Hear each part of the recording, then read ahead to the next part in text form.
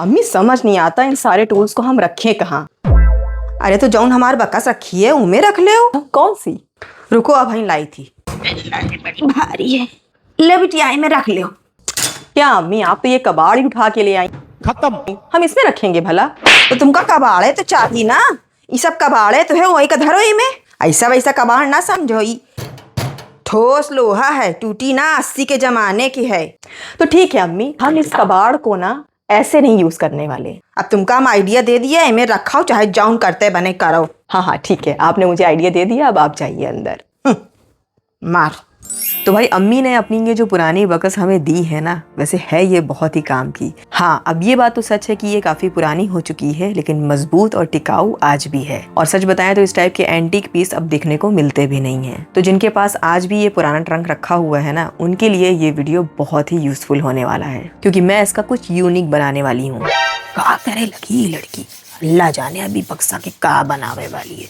एक तो गर्मी में भी नहीं सुकून, हर चीज में कारकुनी करना आएगा। तो सबसे पहले इस ट्रंक में जहाँ जहाँ रस्ट लगे हुए थे सैंडिंग करके रिमूव किया। तो मैंने कुछ टाइम पहले अपनी बालकनी मेकओवर में एनामिल पेंट का यूज किया था, जो कि बेज कलर शेड में है। तो उसमें से थोड़ा सा बच गया था। अब इस कलर शेड को हम दोबारा यूज नहीं करना चाहते थे, इसलिए हम आगे हार्डवेयर शॉप पे और इसमें मैंने थोड़ा सा डार्क ग्रीन और थोड़ा सा येलो शेड मिक्स करवाया, तो हमें ये प्यारा सा कलर शेड मिल गया। वैसे मुझे पिस्ता कलर शेड चाहिए था, बट ये थोड़ा सा डार्क ग्रीन हो गया। फिर मैंने चलो भाई जो बन गया है सो बन गया है, ज्यादा रिसर्च करेंगे तो ये भी खराब हो जाएगा। अब मेरे पास लाइट कलर शेड ऑलरेडी रखा हुआ था, तो मैंने एक्सपेरिमेंट करके नया कलर शेड बनवा लिया। नहीं होता, मतलब इसकी जगह डार्क कलर शेड होता तो शायद हमें नया कलर शेड खरीदना पड़ता या फिर उसी को ही यूज करना पड़ता। और ऐसा हम इसलिए करते हैं क्योंकि हम उन क्रिएटर में से हैं जो कि सामान को वेस्ट नहीं होने देते बिल्कुल भी। अब देखिए पेंट हमारे पास ज्यादा था, तो इसलिए मैंने इस पर डायरेक्ट अप्लाई करना स्टार्ट कर दिया, क्योंकि हमें ना पेंट को खत्म करना था। और जब भी कोई ऐसी चीज को अगर आप पेंट कर रहे हैं तो सबसे पहले प्राइमर का यूज करें, उसके बाद पेंट करें। ऐसा करने से पेंट कम लगता है। और हाँ, जब भी आप कहीं पेंट कर रहे हो, चाहे वो वॉल हो या कोई सामान, जहाँ पर पेंट गिरे वहां पर पेपर बिछा लें। पेपर ना हो और अगर जमीन पर लग जाए तो तारपिन ऑयल से आप उसे क्लीन कर सकते हैं। इससे ना इंस्टेंट क्लीन हो जाता है। तो भाई ट्रंक को पेंट करने के बाद मैंने इसे रखा पूरे 2 दिन सूखने के लिए। फाइनली ये पूरी तरह से सूख चुका है और अब हम इसमें एक विंटेज लुक क्रिएट करेंगे, जिसके लिए हम सबसे पहले गोल्डन एनामिल पेंट का यूज कर रहे हैं। तो इसकी जितनी भी उभरी हुई सरफेस थी उस पर मैंने स्पॉन्ज की हेल्प से हल्का सा गोल्डन पेंट लेकर डैब डैब करके अप्लाई कर लिया।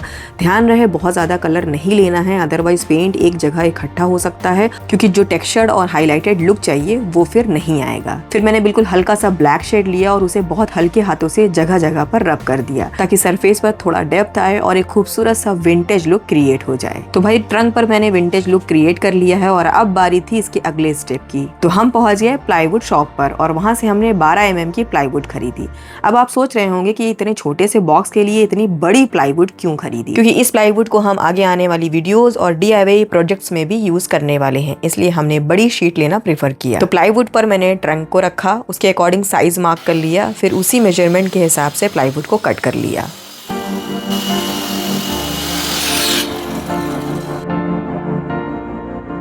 पेंसिल की हेल्प से मैंने इस पर डायमंड पैटर्न स्केच कर लिया। उसके बाद जहाँ जहाँ पैटर्न कॉर्नर पॉइंट्स बन रहे थे वहाँ पर ड्रिल मशीन की हेल्प से प्रॉपर होल कर लिए।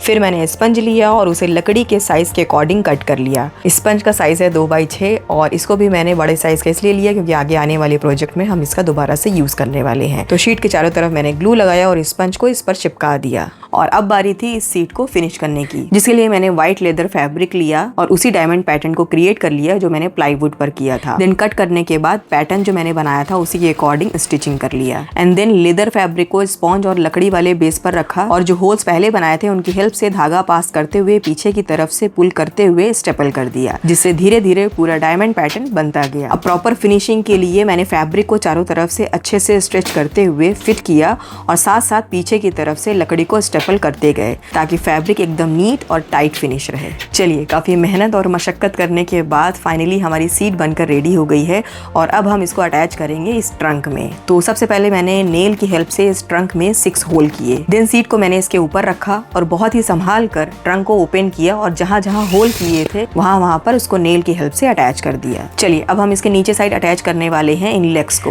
ये मेटल की है, इसको मैंने ऑनलाइन बाय किया था। जो भी चीजें आपको चाहिए सारी चीजें मैंने डिस्क्रिप्शन बॉक्स में मेंशन कर दिया है, वहां से जाकर के आप बाय कर सकते हैं। तो इन चारों लेग्स को मैंने बराबर रख कर ड्रिल मशीन की हेल्प से फिक्स कर दिया। सो फाइनली हमारी ये पुरानी बेकार और कबाड़ में बड़ी ट्रंक बदल गई एक ब्यूटीफुल स्टोरेज बेंच में। तो भाई अब मैं इसमें सारे टूल्स को आराम से रख सकती हूँ, जितने चाहे उतने रखूं, क्योंकि इसमें अच्छी खासी स्पेस है भाई, दिखेंगे भी नहीं और सेफ भी रहेंगे, और इसको हम सिटिंग के तरीके से यूज भी कर सकते हैं। चलिए अब आप लोग मुझे कमेंट करके बताएं, अगर आपके घर में ऐसा पुराना ट्रंक हो तो किस चीज में आप इसे कन्वर्ट करोगे। वैसे अम्मी ने मुझे दी बहुत काम की चीज है। एक तो ये सॉलिड आयरन का बना हुआ है, बहुत ही आसानी से सारे मेरे हार्डवेयर टूल्स वगैरह आ भी गए और हम इसको ड्राइंग रूम में सजा भी सकते हैं। चलिए अब इसे अम्मी को बुलाकर दिखाते हैं।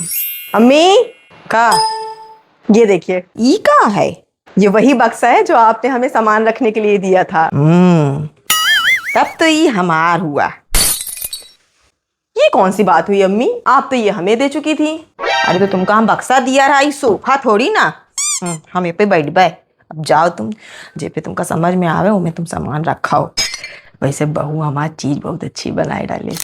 हमारे दादा की बक्सा रहा, हाँ बड़ा मजबूत रहा, देखो बैठ गए एकदम टच से मस नहीं होता है। अब ऐसी चीज बना दी ना तो नियत तो फिसलबे करेगा। अब एमे हम रखब अपन कपड़ा, वह देखो अंदर चमकाए डाली नहीं का रखे नहीं।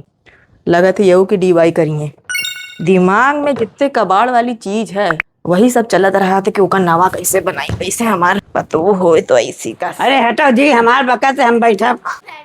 बैठा बेटवा। आ दादी पोता बैठ गया ना बेटा।